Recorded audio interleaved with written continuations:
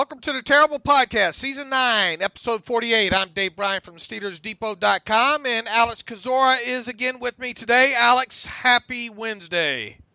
Happy Wednesday, Dave. We have our answer, thank goodness. We have our Le'Veon Bell answer. Yeah, the deadline, of course, happened on Tuesday at 4 o'clock, and there were reports, of course, heading into the weekend that Le'Veon Bell was not going to show up by the 4 o'clock deadline to sign his tender. He indeed did not. It would have been a great day to be a Le'Veon Bell doppelganger running around the south side, because I think the media was camped outside the Steelers facility and all.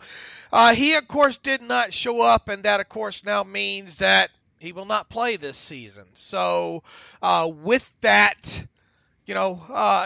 there's already a lot of let's hit a lot of the questions first that we seem to be getting with this, and the first seems to be related to Bell and the Steelers' salary cap situation, and the fact is, yes, with him not showing up, the Steelers will end up getting full credit of the $14.544 million of the franchise tag that they had already been charged for. They've been getting credits back on the NFLPA salary cap report, and I suspect, I don't know if it'll come in one lump sum now that the deadline's passed, but the equivalent, the rest of the what is it, $5 or $6 million should be credited back to the Steelers' 2018 salary cap number. And yes, the Steelers can roll over any unused salary cap money from this year, and one should expect them to do so once again this year. So I think that's one of the questions that we get a lot when it comes to Le'Veon Bell. The other, in fact, I got one here. We'll get into more questions here in a minute here, but overall thoughts. And I think you wrote about this morning on Steelers Depot about Le'Veon Bell, not the white horse. At any point, do you think Le'Veon Bell's intentions were to show up and report and sign his tag this year? Yeah, and I wrote about that in the article today, that I can't imagine that when this whole thing started back in September 1st, or whatever the date was, that he was confident and planned to miss the entire year. I believe he wanted to come back at some point. It may not have been until Tuesday. I don't know that, but I believe that his intention was not to sit out the entire year. And why that changed, I mean, there was a report about the CBA and the franchise tag, which seemed a little sketchy to me, but I also think, like I wrote about this morning, that a large part of it was seeing the success of the team, the success of James Conner, and just sort of the realization that, hey, they don't need me as much as I thought that they did, and they're going to be okay without me, and I'm going to sit out and protect myself, and that's the decision that I want to make. So obviously, everything Bell has done has been highly unpredictable and very difficult to explain, even him being, I presume, still in PA yesterday, because he was, I think, on Monday or over the weekend. I think there was, and it was just, he said, she said on Twitter. I think somebody said somebody's dad said their son saw him on a plane headed out west or something, but no official report that he's not still in Pittsburgh, I don't think. Go ahead. Okay, but at least during the weekend, he was in Pittsburgh. Cause I remember he posted on social media of him being in Gibsonia. So, while that's all been difficult to decide, I mean, short answer, yes. I believe at some point during this process, Bell anticipated coming back, but plans change, and clearly his plans change more than maybe anyone else's. Do you think there's anything else that's going to come out, that makes this?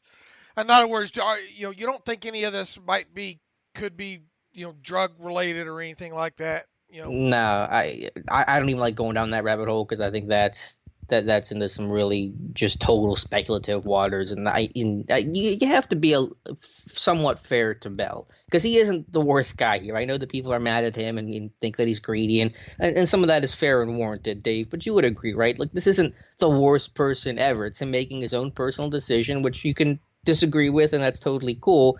But it's not like he's doing, he's not the worst person in the world here. And I think people are a little too over the top with it. Well, I think he's made it now. I think he has made it easy to not like him Well, sure, with the way he's handled this. of course. I don't understand. I don't understand why he couldn't just be up front, either him or his agent, be more upfront with the organization.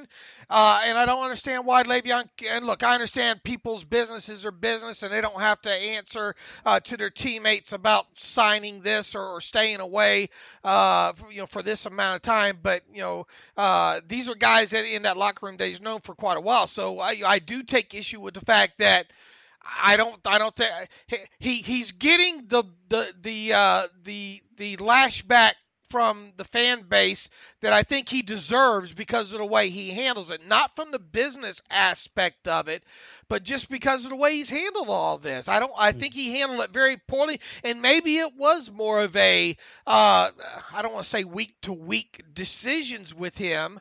But I personally felt that at the start of the season, his intentions were to come in and report at some time. I don't know specifically what changed, and here we are still talking about it. And I think we said this on the show the other day. We're going to continue talking about this because I would think that Adisa Bakari at some point is going to make the rounds here pretty soon. But I guess it goes back to saying bad that he's a bad guy. I think he's a bad guy in a sense that he didn't handle that he didn't handle all this right.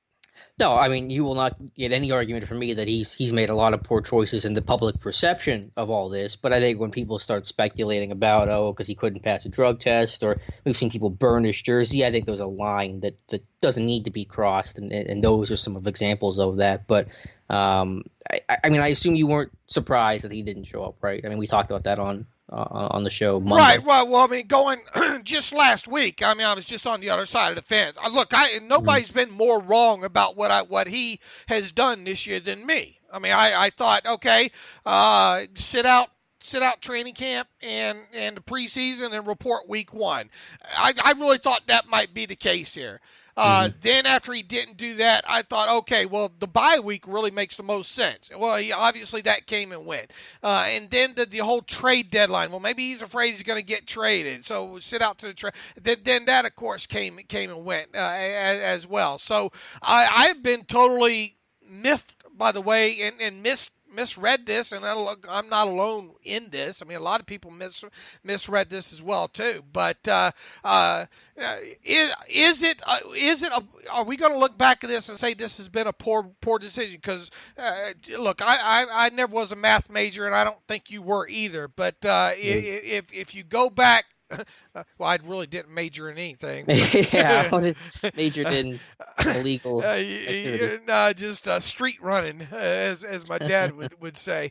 You look, and he earned $12 million in 2017, right? Well, ahead of that, in the July deadline, if you believe the reports, he turned down a multi-year contract that would have paid him around $30 million after the first 2 years, and then I think the numbers were $42 million at the end of 3 years. Okay, so let's assume he would have signed that. He would be closing in on earning the first 2 years, which would have been $30 million. He obviously didn't. He only played under the tag of $12.12 million. He has now forfeited all of the money this year, so he now has essentially an $18 million deficit, right? Is that correct? And then if you take into account that next year he would have earned, after next year, 2019, had he originally signed in 2017, he would have pocketed $42 million or thereabouts. Then that means he essentially needs $30 million from a team. He needs to pocket $30 million in the way of base salaries and bonuses next offseason or at the end of next season to get himself back to square one. Now, I get that the time and injury. He bought himself some time, some wear and tear, and the whole injury factor. And I'm sure the guaranteed money amount has a, I don't know, monetary value to it of some sorts. But when you add all this up, are we going to look back and say he made the right decision here? Probably not. I mean, I guess it'll always be impossible to say because from his perspective, yes, he has to make up that money he missed out on this year, but he could also argue, well, if my value's hurt by being used so much, if I would have played this year or had I gotten hurt, suffered a serious injury, that would have also obviously severely impacted my long-term value, and I would have lost out on that money in the long run. So there's you could make his argument, and it's really you can't argue against it because it's a hypothetical and you just don't know. But like you said, and you did the math, I haven't, so I'm going to trust your numbers on this one, which is probably a scary proposition on my part. But he has to now make up, not only get what he wants to get, his long-term deal before this whole saga started, but then make up what he's lost as well, and that's going to be maybe more than what he realizes. So was it a bad decision? I mean, I think it was a bad decision, but it's not my decision, and he can do whatever he wants. Is there a team going to give him $30 million? There's no team going to give him $30 million to pocket next year, right? I mean, there's a team that's probably going to sign him, obviously, whether it be via an offer sheet, from him wearing a transition tag with the Steelers, or just flat out being a free agent and signed that way. But no team's going to give him $30 million in 2019. Yeah, I mean, that's super unlikely, but, I mean, he will get paid really well. We can't lose sight of that. Yes, things look bad, but if you're not right in Pittsburgh, you're not as angry about the situation as Steeler fans are. So if you're the Jets organization or the 49ers, not the 49ers, but just whoever is interested. I think he's been speculation about the Texans. You don't really care about his actions as much. You just are happy he's going to be available. And you know how teams go in free agency. They spend like it's going out of style. So he's going to get a big contract. Will he get exactly what he wants? I don't know for sure. Will he get more than what Pittsburgh offered? In terms of guaranteed, probably. But so, I mean, I agree he's not going to get $30 million, out of pocket year one, but he's going to get paid handsomely wherever he ends up. Missy Matthews just tweeted out not long ago, Ben Roethlisberger, and today's Ben Roethlisberger Day, where he meets the media in the locker room. Obviously, on Wednesdays he does that. Roethlisberger said he texted Le'Veon Bell before 4 p.m. deadline yesterday, no response. So this is all going to start now that the deadline's passed. You're going to start to say, well, even more of he never contacted us. In other words, he's going to be probably made out to be the villain a little bit more. And then of course the wagons they'll circle the wagons a little bit tighter around James Conner. Not that he needs any of that to happen. With the way he's played this season, talking about James Conner, and then you look at almost any metric, outside of DVOA, which is adjusted for quality of defense. Obviously, if you look at the DVOA rankings of Football Outsiders, where James Conner's ranked, he's more middle of the pack running back. I get that, but it's not James Conner's fault that he hasn't played, the better defenses, if you will, in the league. But I mean, when you just go metric by metric on explosive runs, successful run rate, the eyeball test, I mean, you name it, James Conner has stacked up with especially what Le'Veon Bell last year. I guess where I'm going with this is, and we had this conversation all the time, and I want to make sure everybody continues to know, I am not anti-Le'Veon Bell. When he was drafted after that first couple of years, I'm thinking to myself, this is a guy that can play 15 years in the league. This is the next Eddie George, if you will. Really thought that we were looking at a kind of a, I don't know, generational. That might be too strong a term, but a guy that could be very productive for many seasons, not only as a running back but as a pass catcher. But what we've seen, James Conner do this year. Let's be honest. I think look, Twitter never forgets, right? I mean, you didn't think initially that Conner would be able to do a lot of the things that he's doing this year, right? Yeah, there was one buddy of mine's tweet that said, you won't see a drop off from Bell to Connor, and I replied back and was like, I'm not so sure about that, and that resurfaced, and my timeline was fun for a couple of days. Right. And look, I mean, let's face it. I still thought he was a fourth or fifth round running back. I'm sure you did too, right?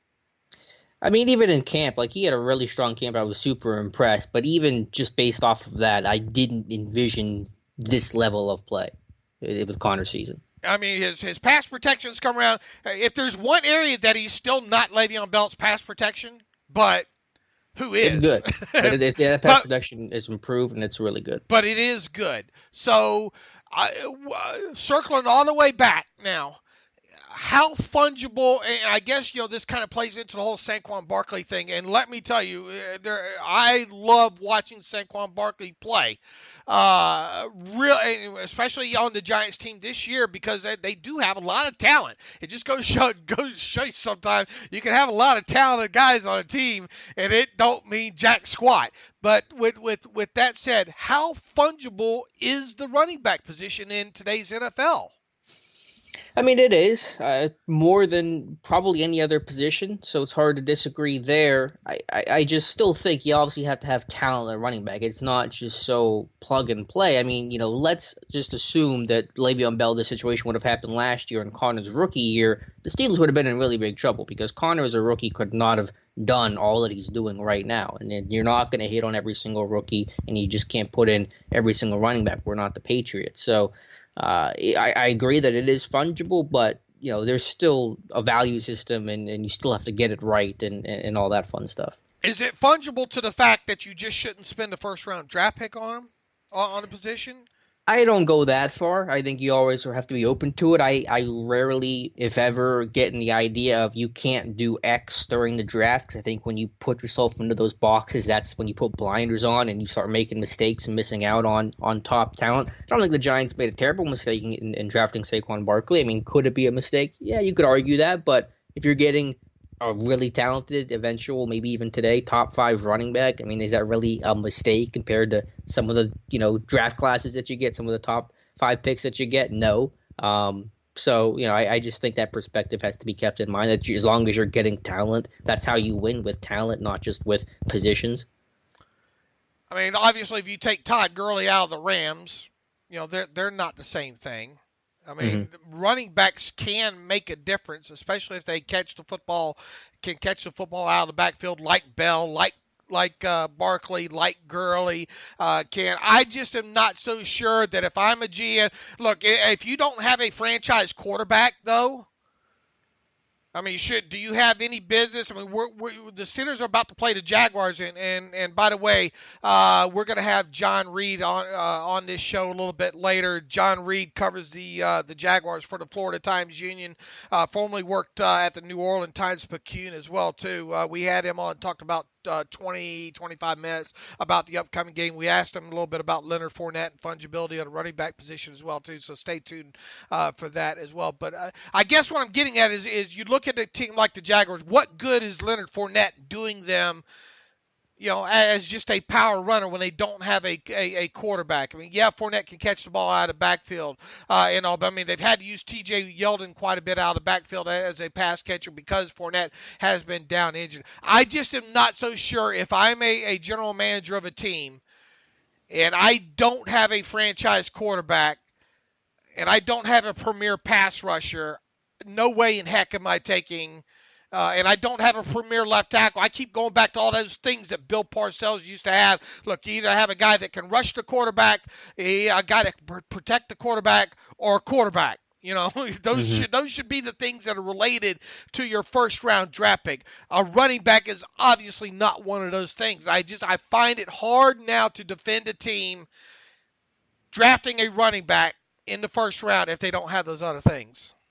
No, and I mostly agree. Obviously, if you were to rank the value of the positions, running back's going to be lower down the list, but you still have to find a quarterback or an edge rusher or a tackle that's ranked high enough and you like enough. I mean, you're not always just going to automatically like a guy just because he's projected to go high. He might not be a good scheme fit. There might be an injury concern. There might be a character red flag. There could be 1,000 different issues that just says, yeah, the positional value is higher at left tackle or wherever. But it doesn't make sense when you actually evaluate the player. You can't just evaluate the position. You have to evaluate the player. So there's a whole debate you can have about it. And I think, most people understand that the running back, the value has taken a hit. But at the same time, we've also seen probably the value increase when you've seen workhorses and the running back market has picked back up with guys like Christian McCaffrey and Zeke Elliott and Todd Gurley and David Johnson. So maybe it's kind of going to swing back in running back's favor where you realize, hey, if you can have that elite running back who can do everything for you, there's a lot of value in that too. All right, wind it down now. Well, I wanted to ask you with Bell, just to kind of put a bow on it, because I want to look towards the future now, because we can talk about the past and what's done is done. But where did the Steelers go from here? I'm of the camp that they should not transition tag, they should not franchise tag. You let them walk, you get your comp pick value, and just kind of wipe your hands clean. But where are you coming on what they should do and what they will do? Well, I mean, if it's the quarterback tag, obviously you don't. I mean, yeah. To me, it makes no sense to tie up $25 million, on a guy for one season, especially when you see what you've got right now in James Conner on top of it. So, to me, I don't even think if it comes to be that his season tolls and the Steelers could franchise tag him for the $14.544 million again. Where's the value in that? I just don't see it because, especially once again, this all assumes James Conner stays healthy the rest of the season and does what he's supposed to do. And as far as the transition tag goes, why would you even want to mess with such a flimsy mechanism as that, knowing good and well that because of the way guarantee structures are probably going to be set up on whatever offer sheet. Now, look, poison pills, you can't do the poison pill things and all like that anymore. That's not a concern. But what's going to be the concern is the guaranteed money that Bell is likely to get in an offer sheet that just does not match the way the Steelers do business. So once again, you're putting a tag on a guy just to temporarily put a hold on him. Would you really be able to put a transition tag on him and then trade him? Why would a team trade for something where they can just sign him to an offer sheet and get him away from you that way, other than just getting the rights to the guy? So I just don't see that being as an option as well too. So when you look at, and this is all, and look, we're going to have more talks about what is the transition tag price, what is the franchise tag price based on him sitting out the entire season. That's where most of the discussion's going to be about him after all this part of the news cycle dies down here. But no, I think you just have got to raise your hand and wave him goodbye and hope he goes into free agency and signs a mega deal, and you get that third round compensatory pick value at least in return for him moving forward. And I think it ends right there. The most popular response I've gotten, because I think no one says to do the franchise tag if it's quarterback value, and I don't think most people even care about the franchise tag or want to use the franchise tag, even if it's not, even if it is for the 14.5 like it was this year. The most popular response I've gotten is, well, transition tag him. Some teams can put an offer sheet, you match it, and then you try to trade him off of that. I think Adam Schefter had floated that as an idea. I think that was just his own 2 cents in speculation. Well, here's the problem with that. If you sign him, if you get him signed, you're saying franchise tag and then sign and trade. Transition tag, someone you match the offer sheet and then you trade. That's okay. Well, if you match the offer sheet, you have a signing bonus in there whatsoever. All of a sudden, you're going to be whatever signing bonus you have as part of that deal is going to become dead money right away. That's a good point. Point. You're also just matching a contract you don't want to match. Right. It's a bad idea. Right. So why would you cost yourself cap money? I guess if you look at it as potentially buying a first-round draft pick for whatever it cost you in dead money. But, I mean, that's just not the way the Steelers do business, though, right? I mean, why? I mean, you could be looking at a substantial amount of dead money, depending on. I mean, if a team signs him to a, you know, $18 million signing bonus or 15 million dollar signing bonus, all that's going to become dead money as soon as you trade him.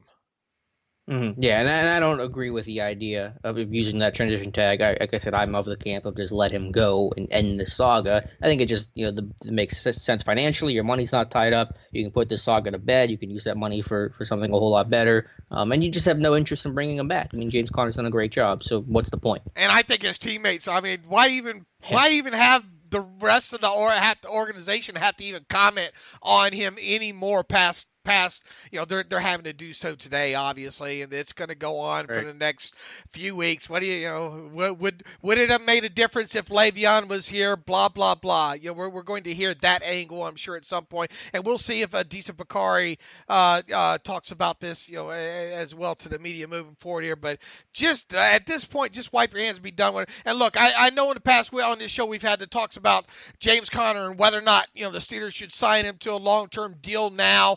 Next offseason. There's pros and cons to it, and someone brought up on Twitter yesterday probably the biggest reason of why it won't happen is because the Steelers just don't negotiate contracts with non-quarterbacks 2 years out. So, yeah, that's a good point. That if you want to boil it down to one reason why the Steelers won't give James Conner a new contract next offseason, it would be the fact that they don't do contracts with players 2 years out other than quarterbacks. Now, could you make good reason to strike while the iron's hot and get James Conner locked up for the next 5 years, 6 years, if you will?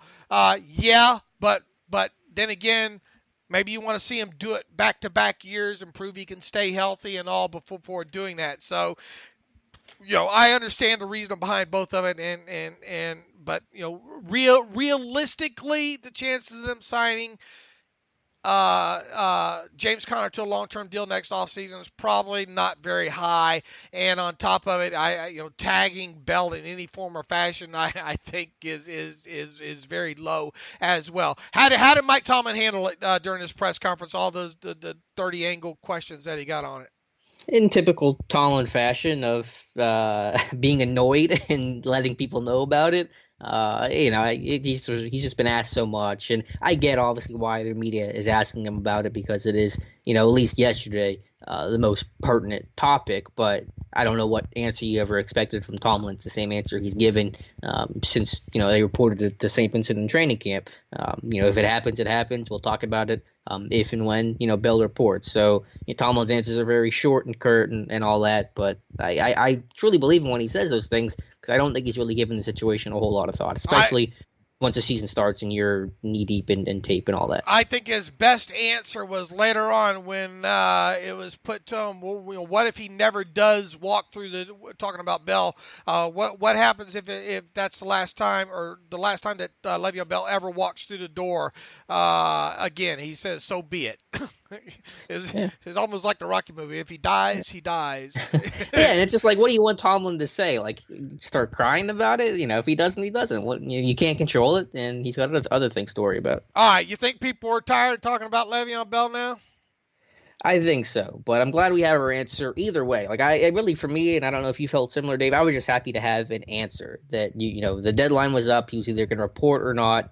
Fine either way, but just make a decision, and we can again not close the book, but close this chapter. All right, depth of the running back position. I thought Ramon Foster had the best answer on the radio yesterday. He said, "Well, at least we don't have to cut somebody that's been here."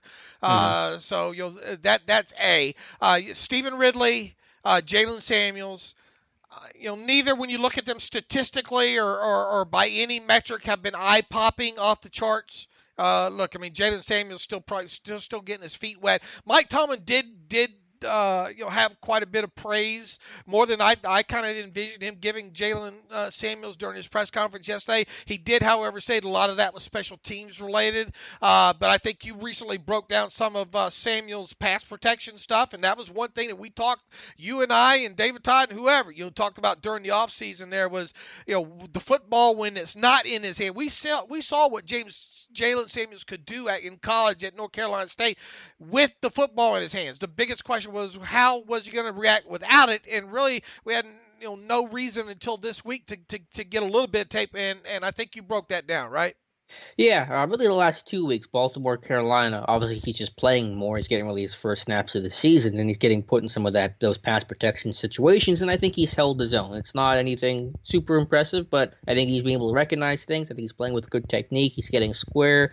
He's got good posture, and he's got a willingness to kind of put his face in the fan. So you're seeing some progress from there as a runner. It's still been pretty meh. Yeah, I think he's got to be more explosive and more decisive. I think honestly he's going to have to do the whole Bell and Connor thing of losing weight from year 1 to year 2, which is a pretty common thing. I just think he needs to be more explosive and a better athlete. But you're seeing improvement there. You're seeing, Ridley, is Ridley. We kind of know what he's able to do. Obviously the depth isn't great, but I mean, when you lose Bell and, most teams can't weather the storm of an elite level running back, so you lose that element and your run game is still thriving and you still have some competency even behind James Conner. I think you're in a pretty good situation when you can essentially go 4 backs deep and still have some talent there and some promise there. So, again, Bell coming back would have made this team better. No denying that. Depth would have been spectacular. But, I don't think we're in a Ben Tate, Josh Harris, what was that, 2014 situation where it's just, bottom of the barrel stuff. Right. Some people suggest that C.J. Anderson, now that he's been cut loose from the Panthers, that's not an upgrade. Yeah, I mean, maybe a tiny one, but is it worth it? I mean, how old is Anderson at this point? He's closing on 30, I think. I don't know, but I mean, I don't. That's more of a break glass in case of a huge emergency situation, in my opinion. What they need to do is they just need to try to not overuse Connor moving forward. If you can get him out of the game a couple of series here and there, you do that. Obviously, if you get into a tight blowout situation, it's not about stats right now. Look, he's proven himself. It's not about the accolades. If you can get him some rest, and I think they'll be fine. I think they can win quite honestly, I think they can win with whoever's back there. At this point, their offensive is that explosive, but it would be tougher with a combination of Ridley and Samuels as opposed to Connor and a series here or two for whoever else. Moving forward here. Speaking of James Conner, he was in concussion protocol after that game against the Panthers. Mike Tomlin updated the list of injuries during his press conference on Tuesday. James Conner is still in the concussion protocol, but Mike Tomlin said that is not a negative. Part of getting out of protocol is physical labor, and they have yet to have any practice. He'll be given an opportunity to work tomorrow meaning today, Wednesday, and I think it'll lay all those discussions to bed. So in a nutshell, and look, I mean, it's been enough. Luckily, that the Steelers had the short, played on a Thursday, so it's given James Conner a little bit extra time on a mini bye, if you will, to get himself over this. I would expect, barring any kind of setback, that he'll be good to go and ready to go against Jacksonville. Other injuries, Mike Tomlin talked about Stephon Tuitt has an elbow that could limit him at the early portions of the week. Stephon Tuitt was on the radio last night with Jerry Dulac talking and said it was a hyperextension. It was easy to pick that thing out on tape. When it happened, Terrell Edmonds coming down to help fill on a run by McCaffrey. I think it was the second or third. What was it? Third quarter, I think. Third. Yep. Or about 9-10 minute mark, whatever it was. But kind of a run up the middle, and you can see Stephon Tuitt grab for his right elbow at that. He did come back in the game, but it is hyperextended. Probably going to take it easy on him. throughout the week. Once again, I would be shocked if Stephon Tuitt doesn't play, but I've been shocked before when I thought injuries were more minor. Marcus Gilbert, I don't know what to tell everybody on Marcus Gilbert. We'll see if he goes on Wednesday. Mike Tomlin said he's working his way back from his knee injury, and as always, participation will be the team's guide in terms of his ability or potential availability. So obviously, if Marcus Gilbert does not practice and ultimately play Sunday against the Jaguars, then Matt Filer will once again start in place of him. Yep. So, I mean, again, Steelers really one of the healthiest teams at this point of the year. Nothing super major going on. Obviously, Gilbert's situation, but they've handled that well. So you got to consider yourselves pretty lucky right now if you're a Steelers fan. All right, what else? Anything else stick out? I know Mike Tomlin talked, and we hit on this the other day about the health of the Jaguars' offensive line.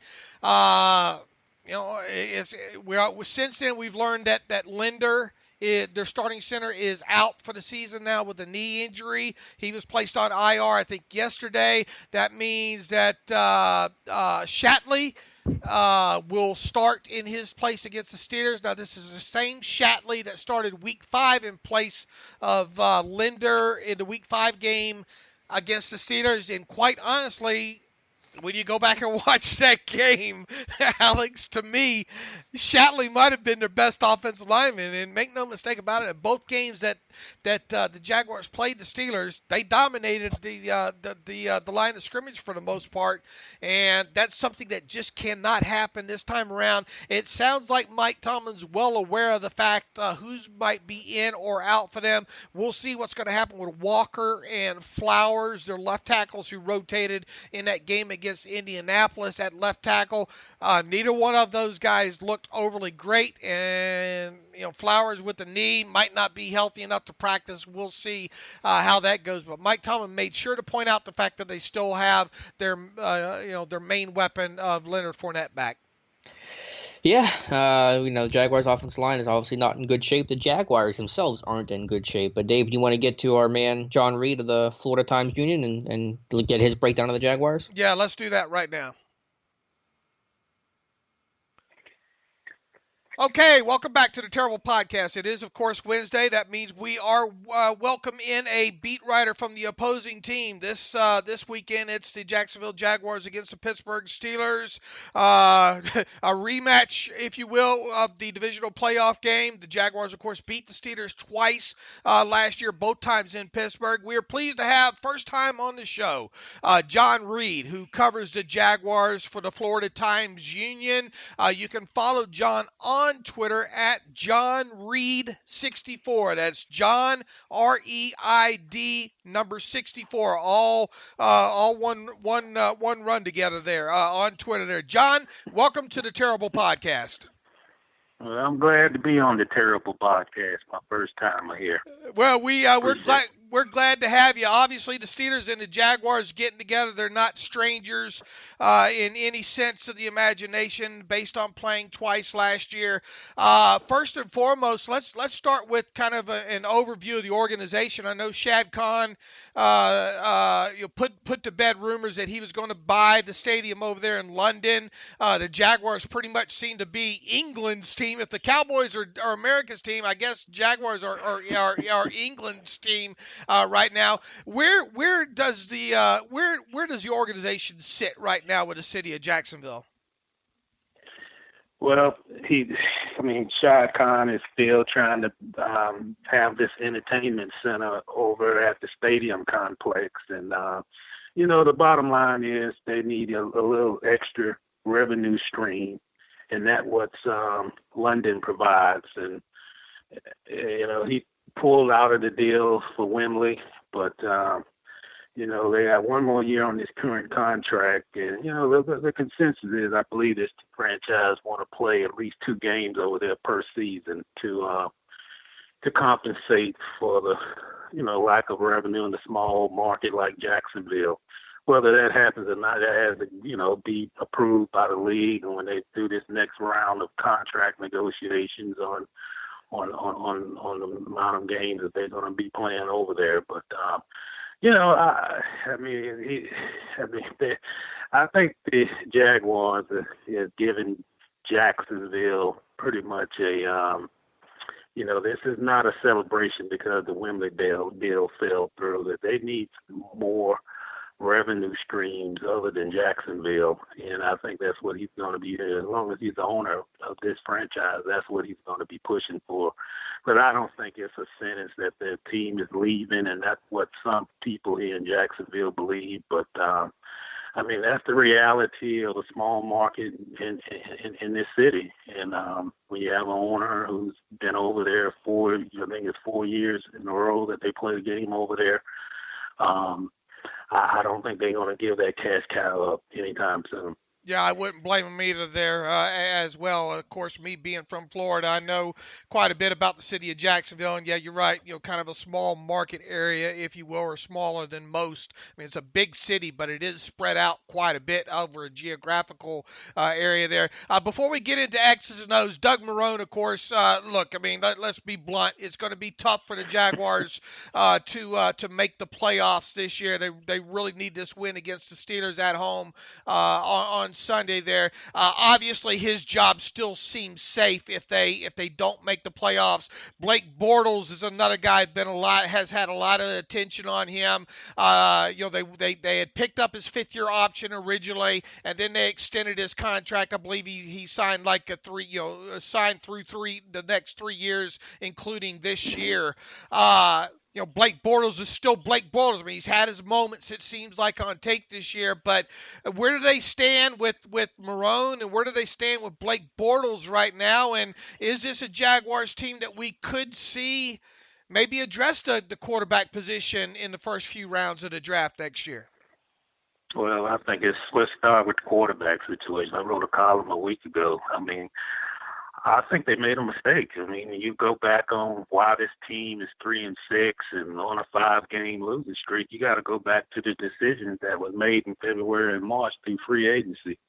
You let Allen Robinson walk. I mean, even though he missed the season prior with a season-ending knee injury in that opening game in 2017. I mean, he was your homegrown player, and what he's shown, big play capability, and you let him walk. On Blake Bortles, I don't know. I mean, I say he's a franchise. Well, he's a backup quarterback pretending to be a franchise quarterback, and I just don't. I mean, you can't win in this league with inconsistency, and that means at every position. And I think they made a mistake. You got to bring in competition at that position. I mean, when you've seen what his track record was over the 4 seasons, and you're going to get what you're going to get with Blake, and you can't base it on that. Okay, he had a great December. He didn't have any turnovers in those 3 playoff games, and we're going to ride with him, and we feel that he's going to elevate his play. But he hadn't shown that. I mean, how much longer do you have to go and you don't see the consistency? When you look at the Rams, you look at even the Steelers and other teams, and you see their franchise quarterback, they're playing like a franchise quarterback. They're not up and down, not Jekyll and Hyde. They're playing with consistency from week to week. They may have a bad game here and there, but you can't change your whole offense because your quarterback can't make the throws. And I just think you're making too many sacrifices when you could have went in the draft 2 seasons ago, or you could have made a trade. Not saying you ship them out, but just put meaningful competition at the position because you're in the same position. We're in the same spot we was in training camp of 2017 when he was, he was inconsistent, threw 5 interceptions in a practice, and Marrone opened up the quarterback competition, and obviously he won it, but still the problem is the same, inconsistency. And it goes to the front office. It goes from general manager Dave Caldwell, who selected him in 2014 and the 3rd overall pick, and he's going to live and die, whether it's a mistake or not, that, we're going to ride it because I picked him. And that's not the way I covered the NBA for 12 years. And when any general manager, whether it's Major League Baseball, football, it doesn't matter.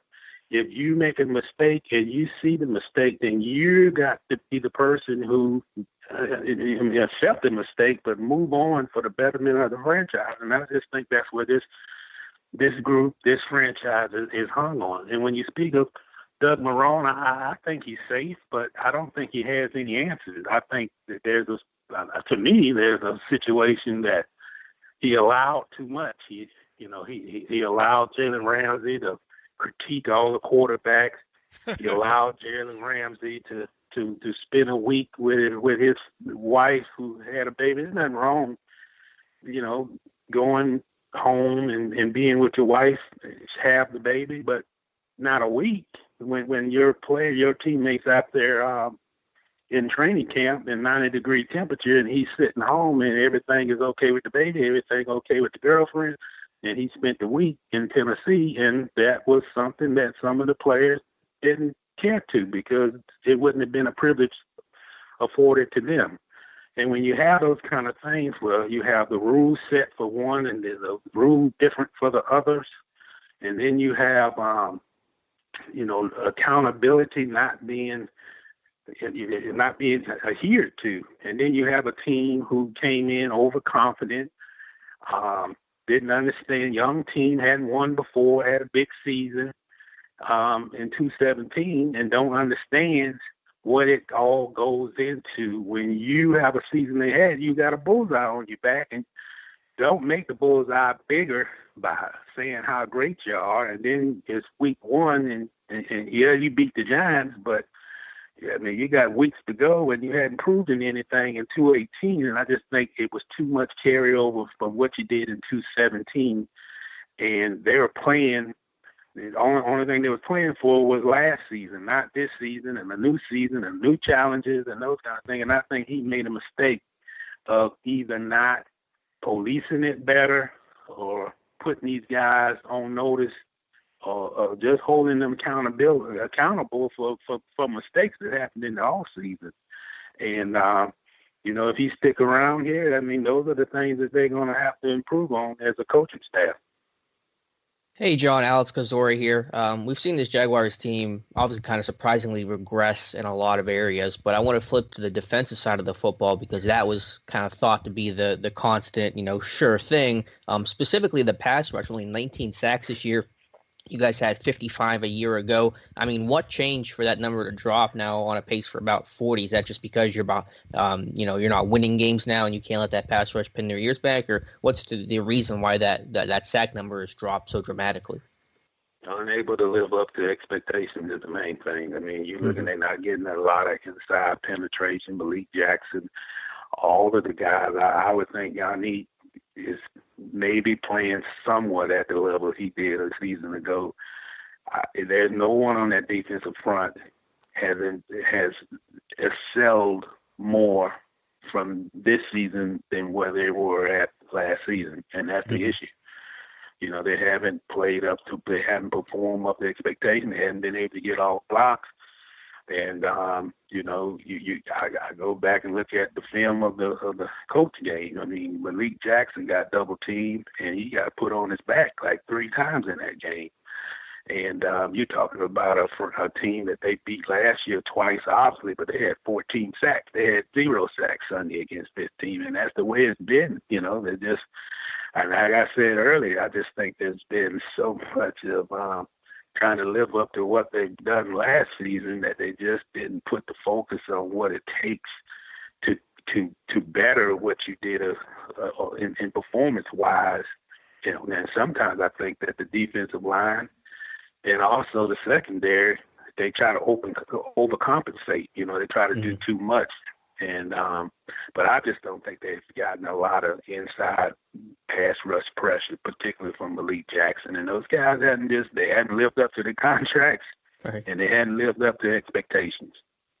The other stat that really shocked me, and actually it was Mike Tomlin that talked about this, and he rarely talks about the negatives with teams, but Jacksonville's turnover ratio, that's minus 11. That's 30th in the NFL. Only San Fran and Tampa Bay are worse, and that's bad company to be in. Why is that number changed? I mean, I guess it goes hand in hand with what you said about the lack of a pass rush, guys not living up to expectations, but, I mean, why are the turnovers increasing offensively and defensively, which is a super surprising part, just not making a lot of splash plays? The two responses to that is Blake has been horrible with turnovers, and also when you look at their secondary, I don't know right off the top of my head what their number was going into Week 11, but it definitely was more interceptions and things like that last year compared to this year. But when you look at Jalen Ramsey, the all-pro cornerback, one interception. You look at A.J. Bouye, all-pro, cornerback, one interception. They're not forcing the takeaways. I mean, and that's probably, to me, is just either more troubling than the giveaways. You know, they were these. I mean, you go back to the Pittsburgh game in October last season, in Week 5. I mean, 5 interceptions. That's what they did against Ben Roethlisberger. But they just haven't been in the position to get those type of takeaways, and they've been given, and not only not getting takeaways, but too many coverage busts. One guy playing press while the other guy is supposed to be in the defense call with the zone, and they just had so many these defensive breakdowns to me over during the losing streak, the 5-game losing streak. I think the defense to me had just probably at certain points been more troubling than the offense, because it just, that coach game was, 29 points in the first half on this defense that came in as the top pass defense, but it's still the top pass defense in the league, but they're just not making the plays. They're not getting teams on third down. They can't get them off the field, and it just it's escalated. It just it goes from, I've seen the Cowboys a couple of times this season, and I don't think they've scored 40 points on anyone other than the Jaguars. Yeah, and that's a bad sign. It is. We rewatched that Colts game before we got on this morning, but they're probably about tired of tight ends about right now. Eric Ebron, Jack Doyle, Mo Alley, Cox, those guys had a field day against the Jaguars. Have the Jaguars defense been struggling with tight ends this season? Yes, they have, but not as bad as they looked in that Colts game when the guy just basically uncovered. I think the problem has been linebackers. I think they just, when you look at Miles Jack and Telvin Smith, I just don't think they've been in the position to make plays. Miles Jack on one of those tight end catches, supposed to be covering that middle zone area, and he bites on a fake and then leaves the middle wide open. And I just think it's been, as they admit, it's been communication problems. Safeties, there's confusion on who's supposed to cover in the zones, and it's just been a reoccurrence of the same thing for 5 weeks, which is very troubling when you can't patch up the errors and they continue to happen, and you're saying, okay, we got communication problems, but you're playing in the same defense that you played in for at least the last 2 seasons with the same defensive coordinator. And it looks like at times that these guys just don't even know what the call is. Right. That's just confusing to me. And I tell you, they almost gave up another big pass play to Mo Alley Cox, but it went right through his hands, and Telvin Smith made a great interception on that. It's a game of inches for sure. Let's switch back over to the offensive side of football. They obviously got Leonard Fournette, former first-round draft pick, back last week. He looked okay. He did look like he had missed a little bit of time. Alex and I earlier in the show talked a little bit about fungibility of running backs. Obviously, there's a lot of talk right now about whether or not the Giants should have spent that early draft pick on Saquon Barkley this year. Look, Leonard Fournette is a talented running back. There's no doubt about it. I got basically a two-part question for you. Did they make a mistake in taking him in the first round? And B, where are you on the running back position in the NFL? I mean, we see how James Conner is filling in for has done a more than admirable job filling in for Le'Veon Bell this year. Do you think the running back position is what they like to say fungible? Well, that's my belief on that. I think when this season ends, I really think that Coughlin and the whole organization really need to evaluate is this working? I mean, you want to be a power running football team? Well, 31 of the rest of the league is it's a pass oriented league, and it's tough being different when you're not winning. It was easy to be a run-oriented team a season ago when you saw the benefits of that. But number one, I thought that they made that move because of the deficiency at quarterback. But Leonard, I mean, they're loading the box. He's always going to run in a loaded box. I mean, he's a running back that's a power runner. Doesn't have a lot of elusive moves, and he's basically running into the defense. Basically, I mean, is that the right formula to win in this league now? When you look at what they invested in the offensive line, they got injuries. They got two of the starters on injury reserve, and you see what their point production, which is bottom of the league. And then you see that they made a mistake. They didn't have the games that Leonard Fournette missed. They really didn't have anybody to replace him or play that style. Have a running back of that. I mean, T.J. Yeldon is not a power back. And is it worth the sacrifice? Is it worth? I think if he was the best available, and I've covered Leonard Fournette since he was in high school, but you probably could have got definitely could have got a quality running back in the second or third round. But the issue is, do you put everything into this style? And there's questions of how long is this going to work? It ain't working right now. Will it work next year? I mean, what are you going to do to fix the problem, And I just think there's too much.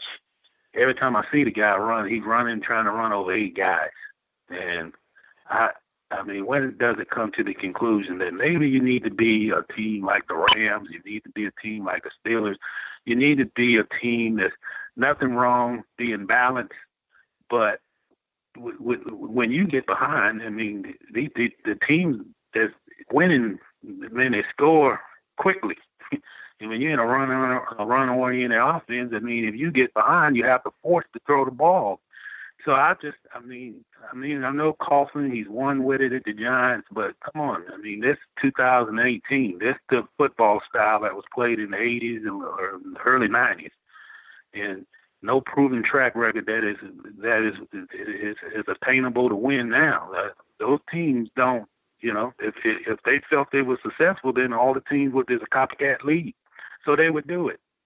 And Jacksonville is like the oddball, and it's not working. So I think it's too much emphasis on that. I think they just be balanced, but get the ball in the end zone. That's what people want to see. That's what's successful. You look at the Rams, that's what's working for them.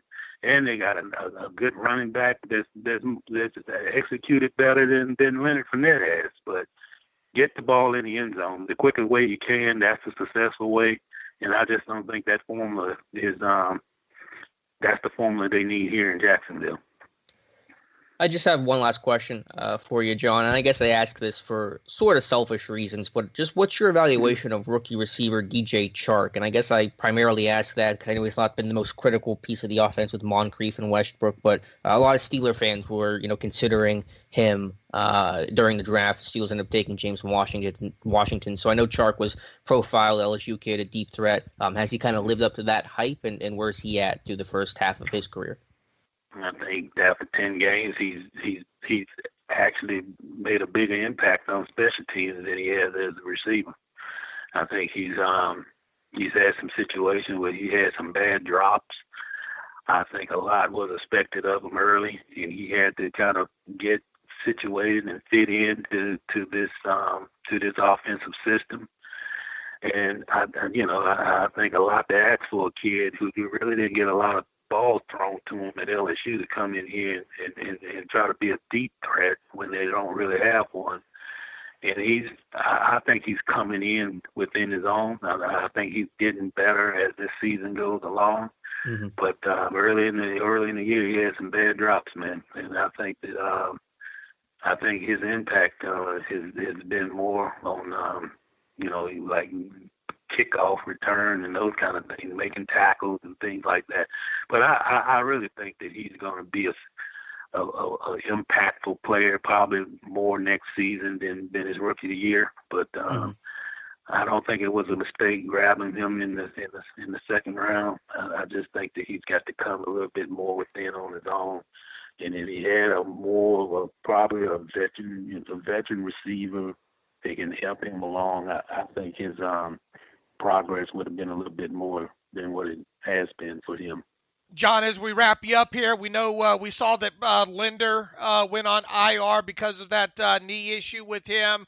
That means the kid, what's his name, Shatley, who I think started. I think he started the Week 5 game last year against the Steelers, and Mike Tomlin made note of that. That, of course, was a game that Shatley might have been their best offensive lineman in that Week 5 game against the Steelers. Can you give us a quick rundown on what you were expecting the injury report? I know they got a couple tackles banged up in Flowers and the other kid on the left side there. And what's the status of AJ Bouye this week? What do you expect on the injury report Wednesday afternoon? Well, we're supposed to get updated on that today. I mean, he's missed 2 weeks. I think that he's probably be limited, probably a play from what I'm hearing. And Josh Walker has a knee situation that probably won't keep him out. But it's just, I mean, the injuries has been a story here, man. no questions about it, particularly on the offensive line. And I think a lot went away on the line when Cam Robinson was lost with the torn ACL in Week 2 against the Patriots. And that's not the same line that you guys saw in that divisional playoffs game or Week 5. So that niche and matching is what I call it. And I wouldn't be shocked if Patrick Omameh, who they signed, he could. It wouldn't shock me if he'd be in the starting lineup against Pittsburgh. All right. It's been that bad. All right, John, we always try to get our beat writers to do a quick prediction out the door here. Do you care? Jacksonville going to make this 3 in a row? Do they have one more left in them, or did the Steelers get them in their own house this week? What do you think? No way in the world this team, from the Pittsburgh team that I saw on Monday night against Carolina, they come in Jacksonville and play like that. I think Jacksonville will have to worry about not being embarrassed. I just don't think this team has that spirit. I don't think the team feel confident in any way, and I don't think Pittsburgh's gonna have many problems. They coming in here with vengeance and wanting to prove a point. And I think this might be a runaway. I mean, I'm probably predicting like 28-7 Pittsburgh winning that game, but it could get ugly. I just don't think this team, they can say it in the locker room and all that. I think that it's broken. It's a broken team, spirit-wise, mentally-wise, and I don't think they got the answers. And particularly against a good playoff-bound division at the top team like Pittsburgh, they got it on both sides of the ball. So, no, I think that losing streak is going to continue until they go up to Buffalo. All right, good stuff. John, well, look, we certainly glad to have you on the Terrible Podcast for the first time. We hope it's not the last time. We'll have to see if these two teams meet again. Who knows where the schedule's going to go. Maybe they'll meet again next year, and we can have you back on again. But, John, thanks for taking out your time on this Wednesday to be on the Terrible Podcast. Thanks, John. Well, I enjoyed it. Thank you.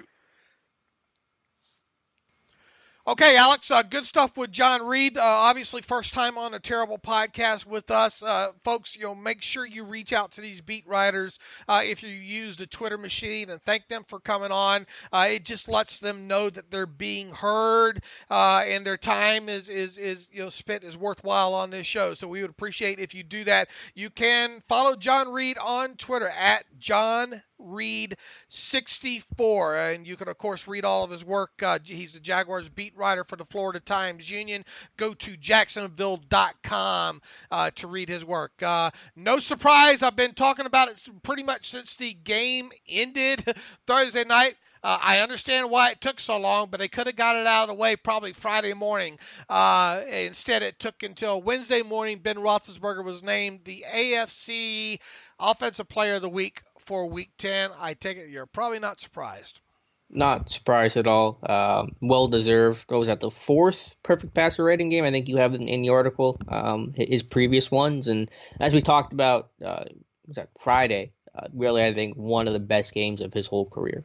It really was. And when you look at it from an attempt, when you look at his previous three perfect passer rating games, we kind of glossed over those real quick. The game in 2007 against St. Louis was the last time he did it. He did it earlier, a few weeks earlier that season against Baltimore in a 38-7 Steelers win. He only had to attempt 16 passes in that game. And then, of course, the first time he did it, you go all the way back to 2005 against Tennessee, 34-7 win. He only had to attempt 11 passes in that game. So much more impressive one of the four this time against Carolina, being as how he did have to throw the football 25 times. And let's not – do you remember the three incompletions? I know we kind of talked about this, but do you remember them now after the fact? You'd think I would, because after rewatching the whole game, I'm just trying to think of one. You probably have them all memorized. I do. Well, the drop by Juju.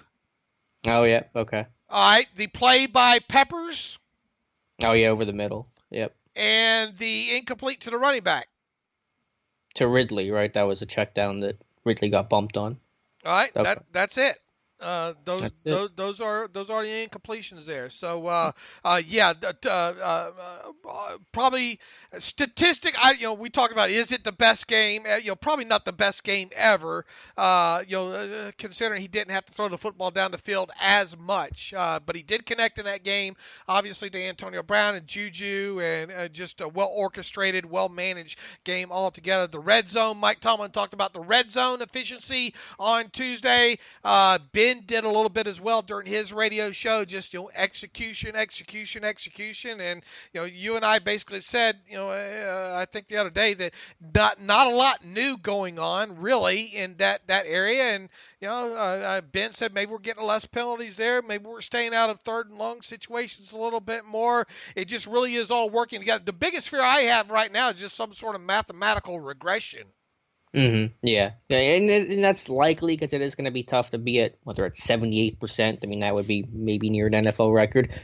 Just two quick thoughts on Ben. One with the red zone talk. Ben has not been sacked in the red zone this year. Maybe that has something to do with it, because I wrote an article on that yesterday that, you look at someone like the Texans, and Sean Washington's been sacked 9 times in the red zone, and Houston has, I think, like the 27th or 30th ranked red zone offense. And obviously Ben hasn't been sacked at all, and the Steelers have the best red zone offense, so some potential correlation and causation there. With the passer rating, I'm looking at it, I'm just going off the top of my head, Dave. I think 3 of those 4 were primetime games, weren't they? Carolina, I think St. Louis 2007 was, I think that was a primetime game, and then Baltimore was, I want to say it was a Monday or Sunday night game too.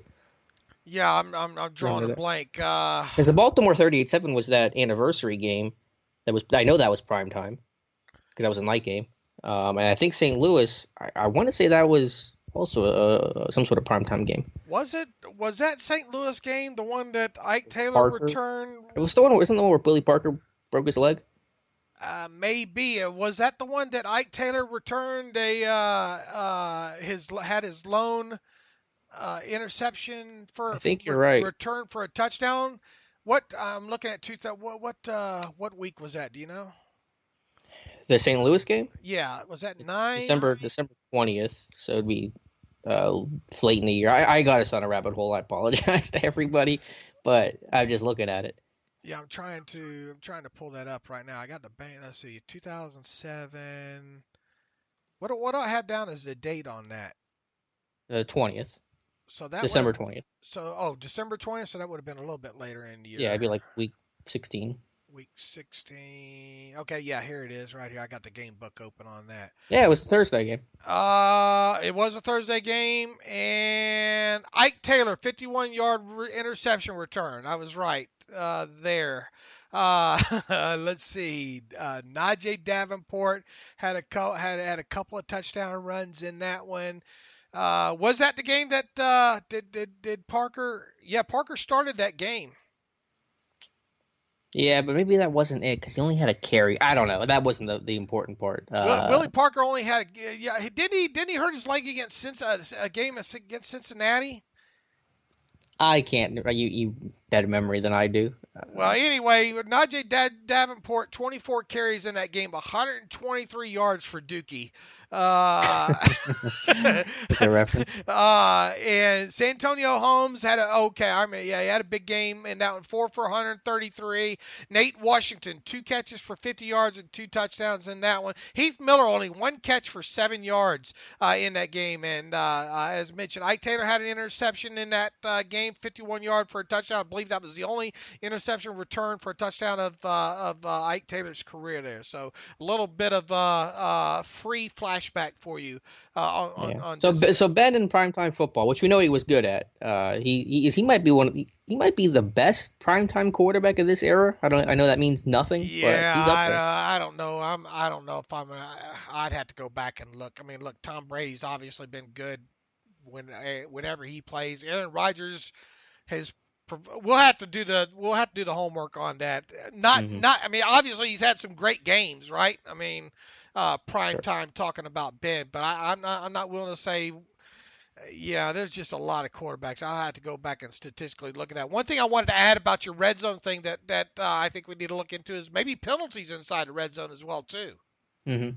It's a good point. Yeah, I mean those sacks, like I said, no sacks, and there hasn't been many penalties, which may be true because the offense hasn't been penalized a crazy amount compared to someone like defense and special teams. You're just not getting the negative plays to put you in third and forever, and when you can't work the field vertical, then it's pretty easy for defenses just to force you to check it down or throw a screen pass and stall out a drive. So yeah, that could also be in play. All right, early thoughts on now that we've previewed the Jaguars a little bit with our man John Reed.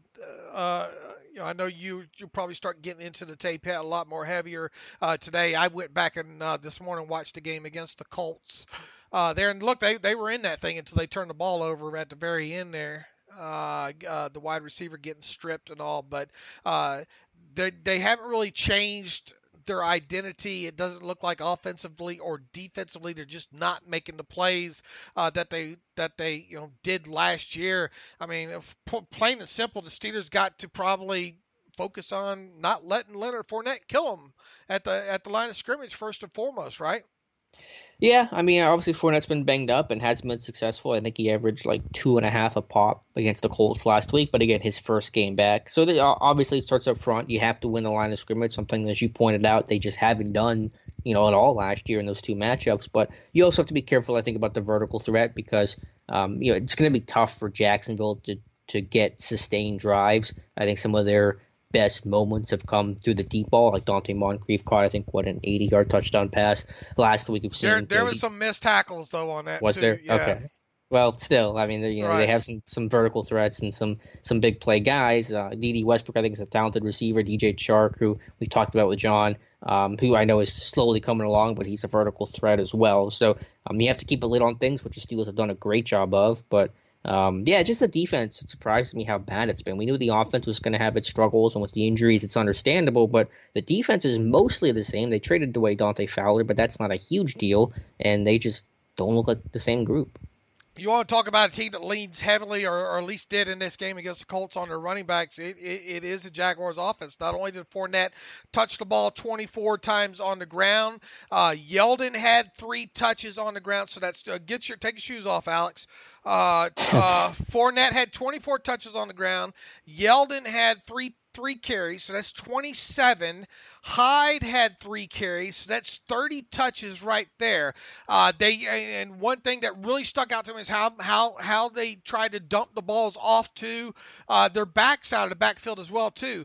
Fournette had 5 receptions. So what are we up to now in total touches? What did I say? 30? Yeah, I think so. So 35.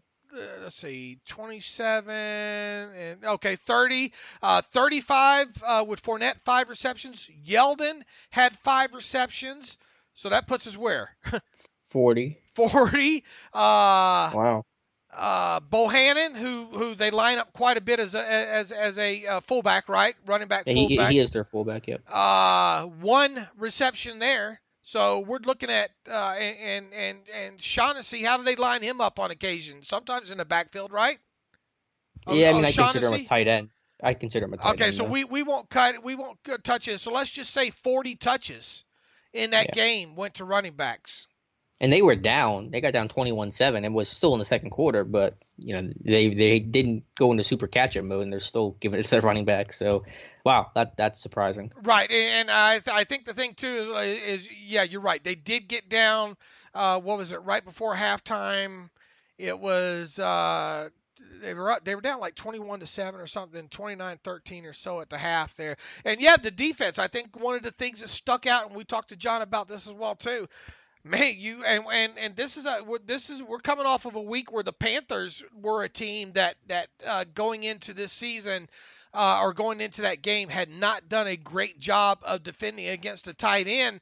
And even though it took a little while for that to happen in that game, the Steelers did finally start exploiting them there. One thing that stuck out in the game against the Colts was the fact that they could not control those Colts tight ends there. So, maybe that's going to be something to watch as well in this game. How they are able to control a guy. I'm trying to look at how they are defending this thing. Talking about the tight end position, here it is.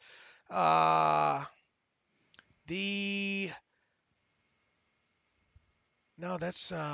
that by allowed? Well, regardless, I don't have the stats on that. I know Carolina came into that game big time not doing a good job of defending against the tight end. And one thing that the fantasy points allowed tight ends, there it is. Hold on a minute here. I'm going to get this thing yet. All right, heading into this week, the Browns defense leads the league in receptions by tight ends with 64.